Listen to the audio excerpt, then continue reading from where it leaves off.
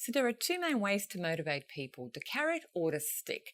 And this is another question I'm often asked. Which one should I use to improve performance? It largely depends on the person. Each individual is motivated in a different way. So it's important to use the right type of motivation for the individual in your team. If you use the opposite to what they need, you would demotivate them or not motivate them at all. So there are two types of motivation. The first one is the stick or the pain or the away from motivation or punishment. These are very much about punishing the person or telling them what they could miss out on if they do not perform. Second one is the carrot, the pleasure, or toward motivation, or the reward if you like. And this is what they stand to gain if they do perform. And so it's really important to be clear about the preference for motivation for each of the individuals in your team. And you can very easily identify their preference by listening to their language, the words they speak.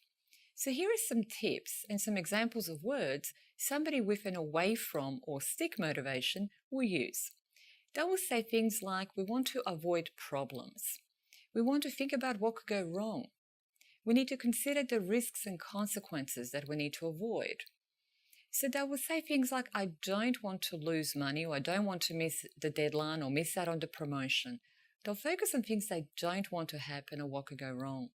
So very easy to identify in the language once you know what you're listening for.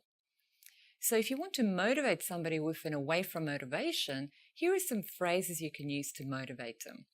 You could say things like, we need to consider what could go wrong on this project. Or we don't want to encounter any problems. Or how can we ensure we minimize the risks? So all of these will motivate the away from individual. Now, if you offer a reward or a bonus to this type of individual, you won't motivate them. They'll think, so what? It doesn't mean anything to me.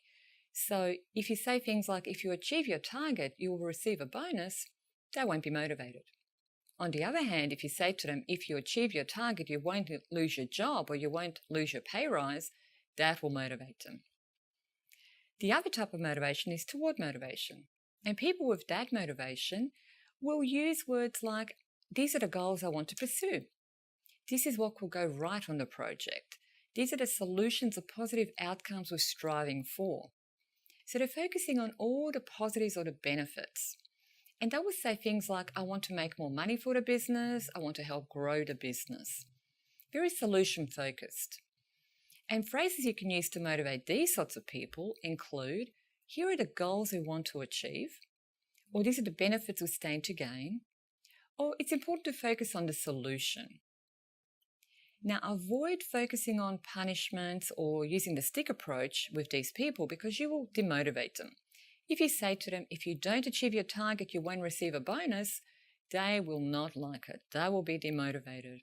So instead, you need to say to them things like, if you achieve your target, you will receive a pay rise.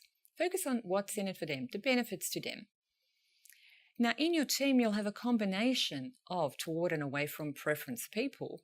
So if you're having a team meeting or a project meeting and you want to make sure you engage everyone on board with the deadline or the outcome of the project or your targets, it's very important to use a combination of phrases to motivate everyone in your team. So an example of that would be, we need to focus on the solution and also consider what could go wrong.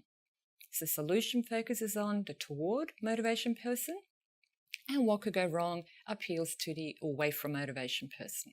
So that way you engage both styles of personalities.